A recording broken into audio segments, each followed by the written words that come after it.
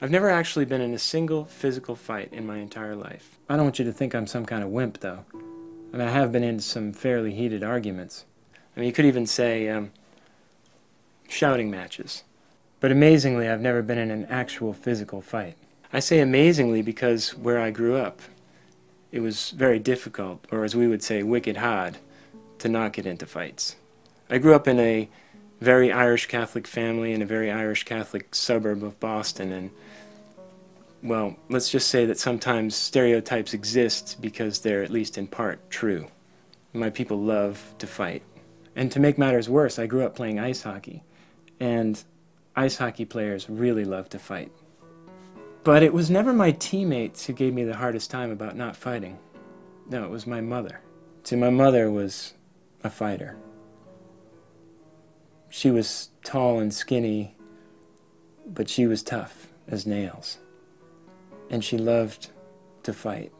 And she loved and respected people who did fight. She was like some hardcore IRA terrorist who'd been dropped into a witness protection program in American suburbia.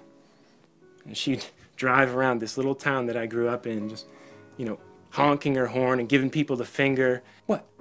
You got a problem, Grandpa? You want to go? I mean, she'd get out of the car, too. But she was nothing compared to my sister. My sister, Lisa, was one of those lesbians who's so butch by the time she's about 7 that there's no denying who she is. And she was a fighter, too. She was tough. I think she fought me mostly for the exercise. We're in the backyard. It's the middle of winter, the early 70s. Lisa is just beating the hell out of me. Blam, blam, blam. Mostly headshots, but she's working the body a little, too. I'm not even blocking or even trying to avoid her punches. Finally, my mother opens the kitchen window, leans out, cigarette in the corner of her mouth. She's squinting smoke out of her eyes. I can tell she's furious. She watches for a minute. Lisa doesn't skip a beat. She's alternating hands now because she's been working me over for a good 5 or 10 minutes now, so she's getting a little tired. Blood is pouring down my face. When my mother finally speaks, it's to me. For Christ's sake, Chiefy! Hit her! What's the matter with you? Hit her! I mean, I had actually thought she was going to stop the fight. I mean, believe me, any referee in his right mind would stop this fight. It was over. But no, she's got her fists up now. She's trying to show me what to do. I don't do anything. She watches for a few more minutes and then just shakes her head in disgust, closes the window, goes back inside. A kid who won't fight is one thing, but a kid who just stands there and takes a beating is something she can't even begin to understand. As we grew older, my sister quickly lost interest in me as a sparring partner for obvious reasons, but my mother didn't give up on me quite so easily. She'd end up going to my hockey games and screaming at the top of her lungs. Oh, for Christ's sake, would it kill you to hit somebody once in a while? I mean, what is this, the fucking Ice Capades? I thought I was watching a hockey game. People would laugh. I don't think they knew how to take her. I remember one time being in my bed. I was younger at this point, and hearing a huge noise downstairs. Crash. Then crazy drunken arguing. In the kitchen. It's always in the kitchen. Right below the room where my brother and I slept. Then I'd hear another big noise. Boom. Sounds like the refrigerator going over. And then silence. I lie there in the dark, listening intently for signs of life. Eventually I hear sirens. A neighbor must have called the cops, I guess. And then a cop car or a fire truck shows up. It's such a small town, we always know 1 or 2 of them. Now she's yelling at them, telling them to go fuck themselves, mind their own business. Eventually they take her to the hospital, I think. Does somebody stay with us? I can't tell. But I never move. Never. It's like that riverboat in Apocalypse Now. Don't ever get out of the boat, man. Don't ever get out of the fucking boat. You don't have to tell me twice. I'm not going anywhere. As I got older, they fought more and more often. And I laid awake listening to their arguments, trying to make sense of them.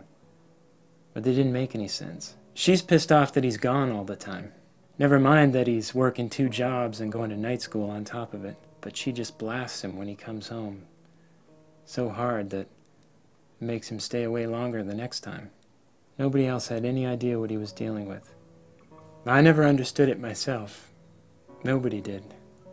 Until years later, after my mother had died in her early 50s, we learned she'd been severely mentally ill. I mean, trust me, we'd always known that she was nuts, but when my sister was diagnosed with severe and debilitating mental illness, we realized that my mother had suffered from, among other things, borderline personality disorder. Borderline personality disorder apparently arises when infants don't develop object constancy. Object constancy is when you believe that something continues to exist even though you can't still see it.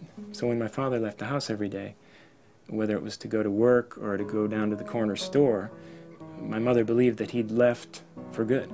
So when he came home, she went berserk on him, because as she understood it, he had walked out on her earlier that day. Eventually, my dad did leave her for good. That's what happens with borderlines. They drive people away, although they much prefer it if you'd stay and fight. When my sister was 15, she ran away to go live with a 40-year-old girlfriend in Boston. And my brother eventually ran away to live with the family of a friend. So what about me?